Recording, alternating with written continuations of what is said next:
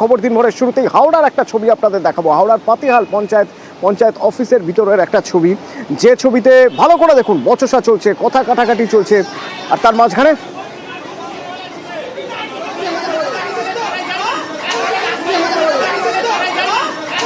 টেনে চোর এক। কে চোর মারলেন, কাকে মারলেন, কথা কাটাকাটি এমন পর্যায়ে চলে গেল, টেনে এক চোর মেরে দিলেন।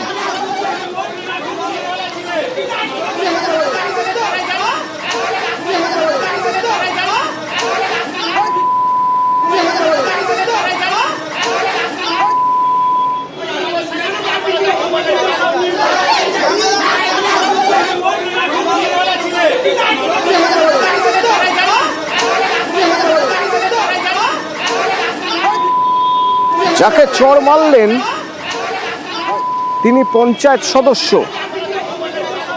এই পঞ্চায়েত সদস্যকে কেন চোর,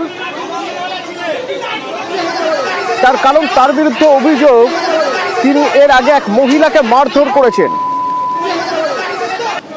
কি অভিযোগ তার বিরুদ্ধে শোনা যাক।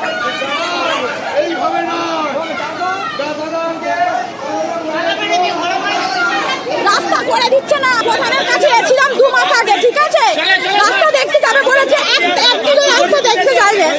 রাস্তা কি খুব খারাপ? রাস্তা প্রচুর খারাপ, বাচ্চাগুলো রাস্তা দিয়ে যেতে পারে না। প্রধানকে বলেছি, প্রধান বলেছে যে এখন আমাদের ব্যাংকে পয়সা আসেনি, এখন আমাদের রাস্তা হচ্ছে না, রাস্তার লোকের প্রধান এমন পর্যন্ত বলেছে। ওই মহিলা বলছেন তিনি তার গ্রামের কথা বলতে এসেছেন। আসুন তাহলে এবার তার গ্রামের ছবি দেখা যাক।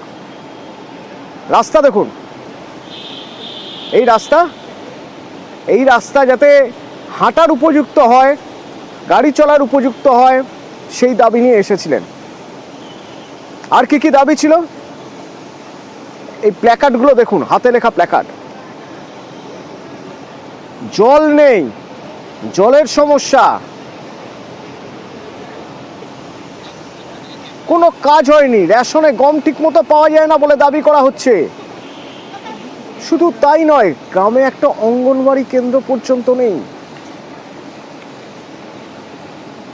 তো এই অভিযোগের পাহাড় নিয়ে তিনি যখন এসেছেন তখন নাকি তারকে মারধর করা হয়েছে, আর এরপরে গ্রামের বাকিরা রেগে গিয়ে কথা কাটাকাটি বচসা, আর এই পঞ্চায়েত সদস্যকে ফাঁসিয়ে চড়ায়।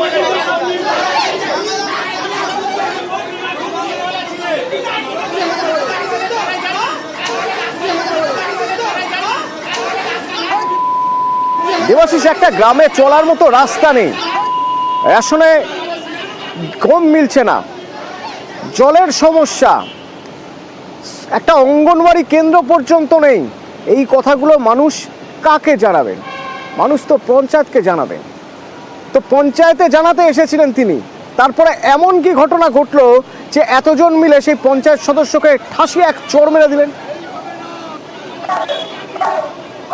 এই ঘটনা ঘটা কিন্তু একেবারে উচিত হয়নি। অর্থাৎ যারা আইন হাতে তুলছেন তারাও হয়তো কার্যত কিছুটা যে পঞ্চায়েত সদস্য তিনি একজন ভোটে জেতা মানুষ, তাকে মারা হয়, কিন্তু মারতে তারা বাধ্য হয়েছিল, এরকম কথা তারা বলছেন। তার কারণ দীর্ঘদিন ধরে তারা কোনো নাগরিক পরিষেবা পাচ্ছে না। আর 118 নম্বর বুথের যে পঞ্চায়েত সদস্য সুদীপ ঘোষ, তাকে বারবার লিখিত, তাকে বারবার মৌখিকভাবে জানানো হয়েছে, কিন্তু তিনি আশ্বাস দিয়ে দেখেন কোনো কাজ হয়নি। এই কাজ না হওয়ার কারণে গতকাল যখন পঞ্চায়েতে একটা গ্রাম সভা বসেছিল, সেই সময় তারা প্রধানের কাছে যেতে চেয়েছিল, প্রধানের সঙ্গে কথা বলতে গেছিল গ্রামবাসীরা। কেন প্রধানের কাছে গেছে সুদীপ ঘোষকে না জানিয়ে, সেটাই হচ্ছে সুদীপ ঘোষের রাগ। আর সেই কারণেই একটা মহিলাকে কার্যত মারধর, গালিগালাজ, তাকে নিচু জাত বলে সেখানে তাকে অপমান করা হয়। এই অভিযোগে কিন্তু গ্রামবাসীরা সুদীপ ঘোষকে ঘিরে ধরে এবং কথাবার্তায় তাকে কার্যত মারধর করা হলো। আর সেই ছবি একেবারে সামনে এলো, নির্বাচিত বাংলা সেই ছবি প্রকাশ করা হলো, মারধরের ছবি। তবে এই সুদীপ ঘোষের বিরুদ্ধে কিন্তু একাধিক অভিযোগ রয়েছে। কারণ গ্রামবাসীরা বলছে, আমরা বারবার করে লিখিত জানিয়েছি একটা রাস্তা পাকা হোক, ল্যাম্প পোস্ট সেখানে লাইট নেই, কলের লাইন দেওয়া হচ্ছে বাড়ি বাড়ি, সেখানে কোনো পাইপ লাইন বসছে না। এই অভিযোগগুলো তো সুদীপ ঘোষের পক্ষে সম্ভব না, সেটা প্রধানকে জানাবেন, কিন্তু প্রধানকে তিনি জানাননি।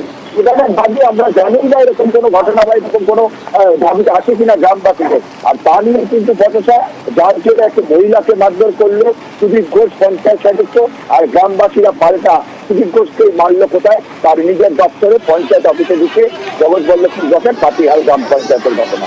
কি বলছে পঞ্চায়েত, শোনা যাক। পুরো বিষয়টা আমার জানা নেই, আমি পুরো বিষয়টার সম্বন্ধে খোঁজখবর নেব। 2011 সালে বাংলার মামাটি মানুষের সরকার প্রতিষ্ঠিত হওয়ার পর থেকে বাংলার প্রত্যেকটি প্রান্তের প্রত্যেকটি জায়গায় উন্নয়ন পৌঁছে গেছে।